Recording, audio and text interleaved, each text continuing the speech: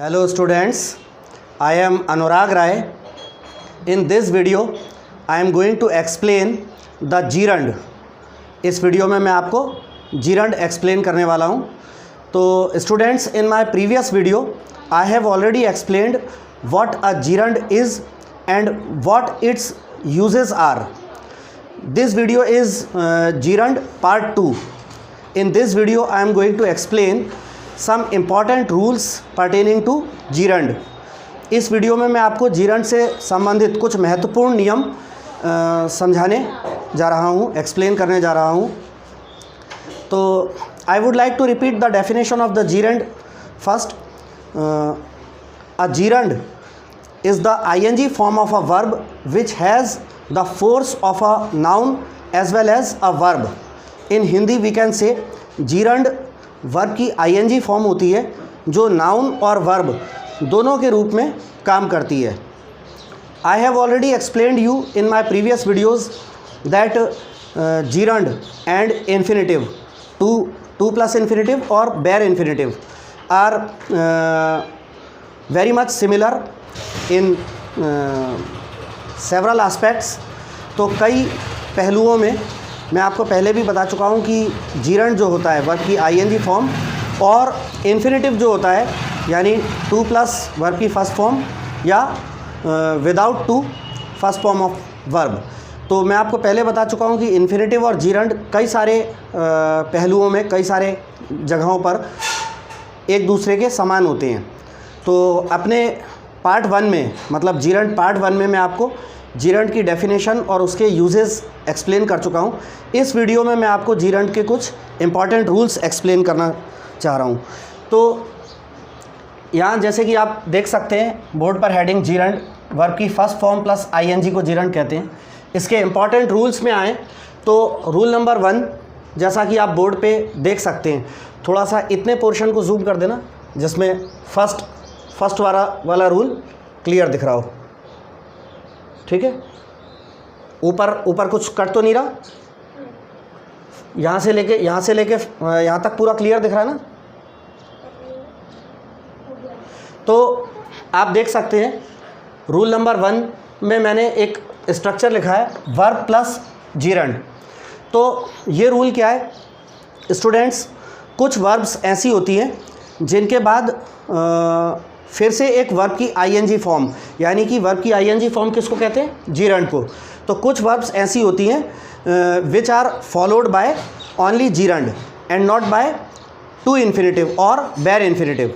ठीक है, तो some verbs are followed only by gerund means ing form of the verb, not by to infinitive और bare infinitive. तो ये वो वर्ब्स हैं जैसा कि आप देख सकते हैं बोर्ड पर लिखी हुई है.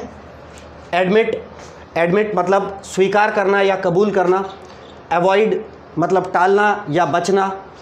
कंसीडर मतलब मानना या समझना. डिले मतलब विलंब करना या देर करना. डिनाई मीन्स इनकार करना. डिटेस्ट मीन्स नफ़रत करना या घृणा करना. ड्रेड मीन्स भयभीत होना या डरना. डिसलाइक नापसंद करना. इन्जॉय मतलब आनंद लेना. फील लाइक मतलब मन करना या इच्छा होना. फिनिश मीन्स ख़त्म करना. इमेजिन मीन्स कल्पना करना. मिस माने चूक जाना. प्रैक्टिस माने अभ्यास करना या आदत में लाना. रिकॉल मीन्स याद करना या याददाश्त में लाना. रिसेंट मीन्स दुख करना या अफसोस करना. रिस्क माने खतरा मोल लेना या जोखिम मोल लेना. सजेस्ट मीन्स सुझाव देना. तो ये वो वर्ब्स हैं जैसा कि आप देख सकते हैं कि ये वो वर्ब्स हैं that are only followed by a gerund.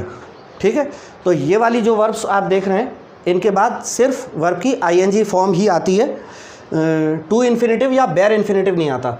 तो एग्जाम्पल नंबर 1 में आप देख सकते हैं मैनी पीपल इन्जॉय ट्रैवलिंग.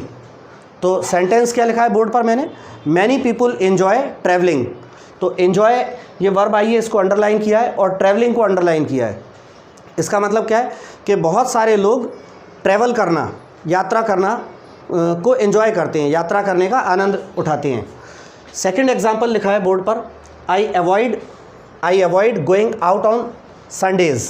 क्या लिखा है बोर्ड पर, आप देख सकते हैं, I avoid going out on Sundays, मतलब मैं रविवार को बाहर जाना टालता हूँ या बाहर जाने से बचता हूँ, रविवार को कहीं भी बाहर जाना टालता हूँ। तो अवॉइड ये वर्ब है, इसके बाद अवॉइड भी इन्हीं वर्ब्स में शामिल है जिन वर्ब्स के बाद जीरंड आता है। तो अवॉइड के बाद भी गो का आईएनजी रूप लिखा है। इसके बाद आप एग्जाम्पल नंबर 3 देख सकते हैं, ही फिनिश्ड राइटिंग। क्या लिखा है बोर्ड पर, ही फिनिश्ड राइटिंग। तो फिनिश वर्ब के बाद वर्ब की आईएनजी फॉर्म आया है, मतलब उसने लिखना समाप्त किया।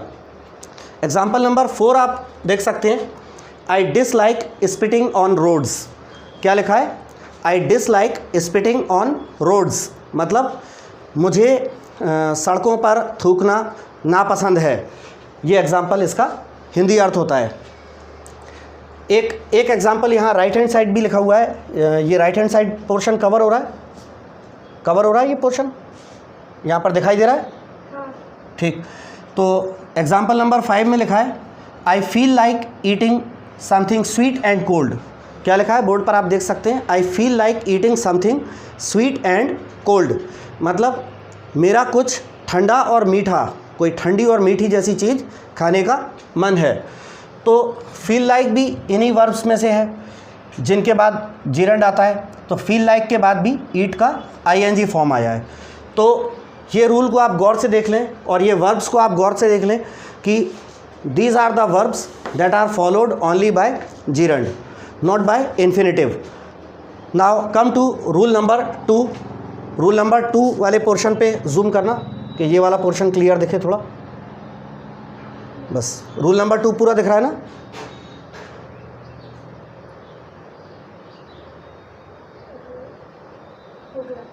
पूरा दिख रहा है रूल नंबर 2?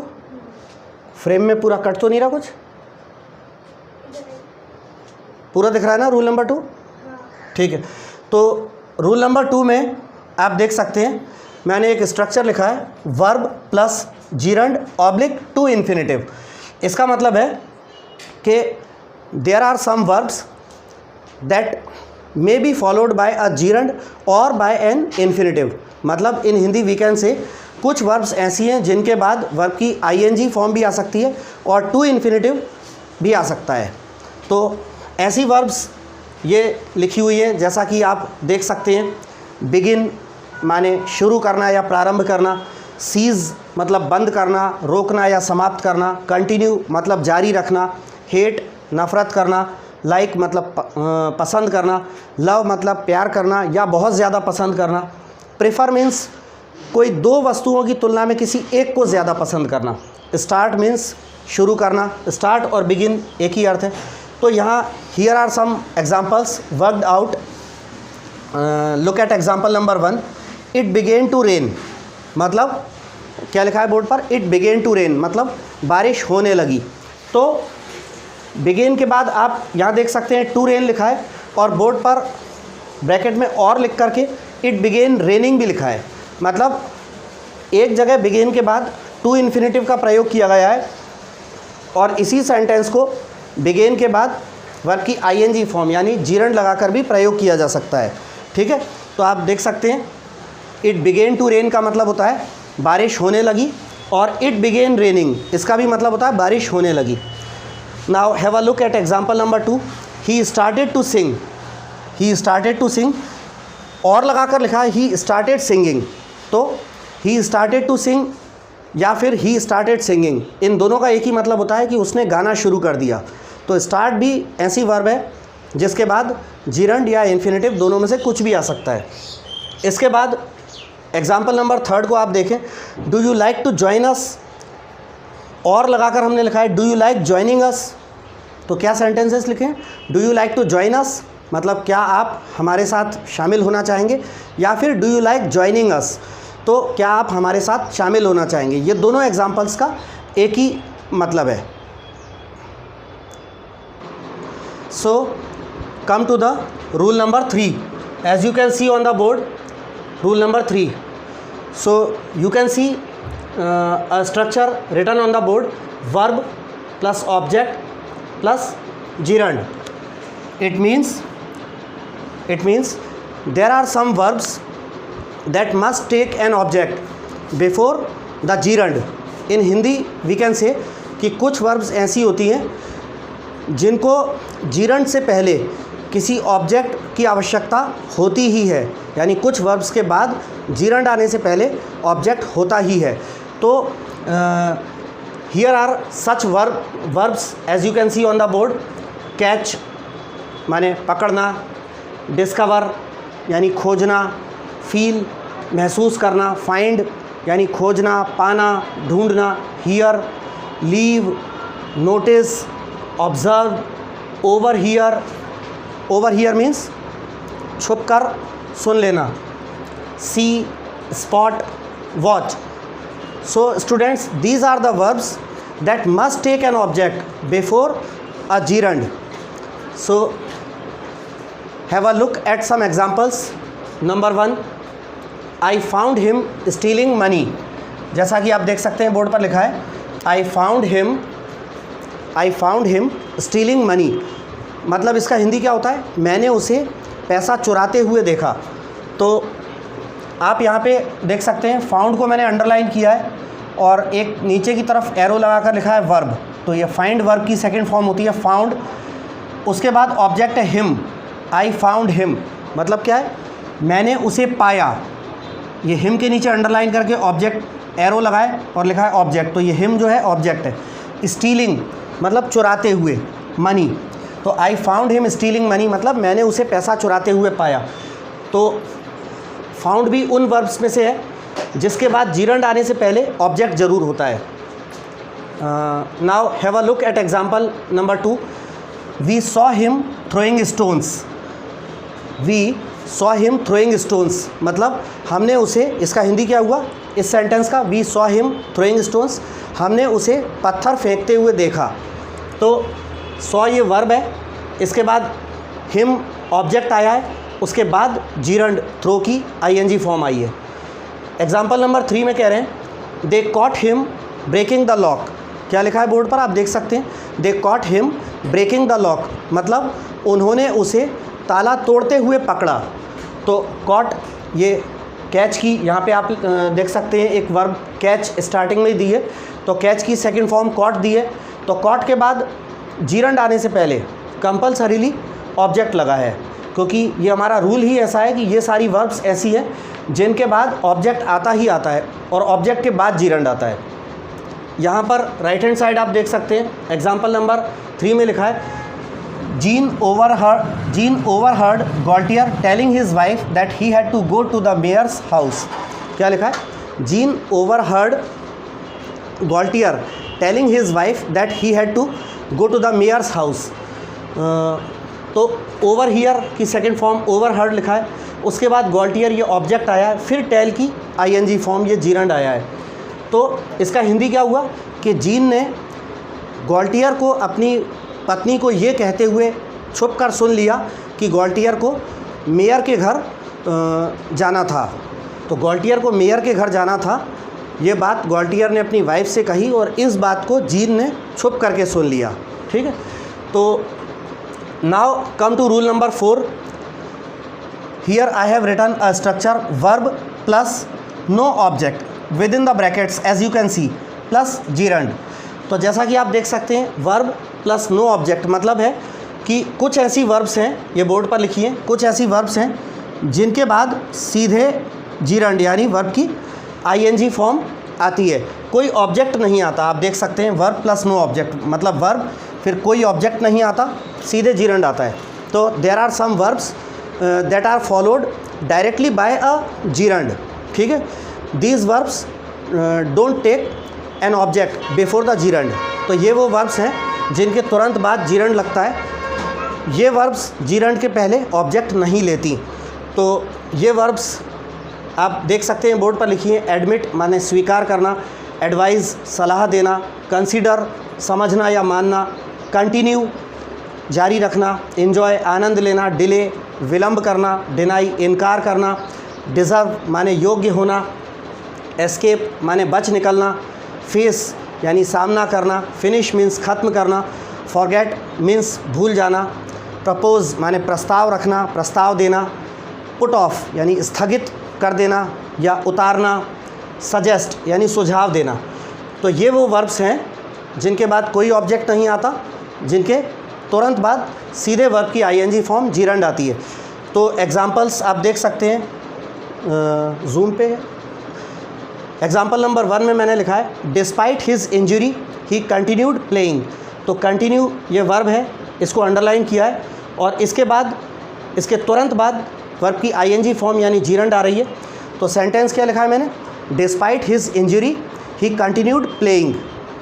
तो आप देख सकते हैं इसका हिंदी अर्थ होता है कि अपनी चोट के बावजूद उसने खेलना जारी रखा। Now have a look at example number 2, he admitted stealing money. तो एडमिट ये वर्ब को अंडरलाइन किया है और इसके तुरंत बाद जीरंड आया है, स्टील यानी चुराना, इसकी आईएनजी फॉर्म। तो ये अंडरलाइन किया है मैंने एडमिट को और स्टीलिंग को, मतलब एडमिट के तुरंत बाद वर्ब की आईएनजी फॉर्म या जीरंड आया है। तो ही एडमिटेड स्टीलिंग मनी, इसका हिंदी अर्थ क्या होता है, उसने पैसा चुराना स्वीकार किया। इसके बाद now come two example number 3, I forgot buying vegetables. क्या लिखा है, आई फॉरगॉट बाइंग वेजिटेबल्स। तो फॉरगेट की सेकंड फॉर्म है, इसके तुरंत बाद बाय माने खरीदना, बाय की आईएनजी फॉर्म यानी जीरंड आया है, आई फॉरगॉट बाइंग वेजिटेबल्स। इसका अर्थ क्या होता है कि मैं सब्जियां खरीदना भूल गया।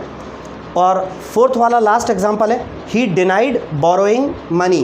क्या लिखा है, ही डिनाइड बोरोइंग मनी, मतलब उसने पैसा उधार लेना इनकार किया, मतलब उसने पैसा उधार लिया है, इस बात से उसने इनकार किया। तो डिनाई वर्ब आप जैसे कि देख सकते हैं यहाँ पर लिखी थी, सॉरी इस वाले रूल में, हम तो रूल नंबर 4 में। तो डिनाई वर्ब जो लिखी है, डिनाई की सेकंड फॉर्म डिनाइड है, ही डिनाइड बोरोइंग मनी, मतलब उसने पैसा उधार लेने वाली बात से इनकार किया। तो ये हमारे आज के in this video I have explained 4 important rules of the gerund.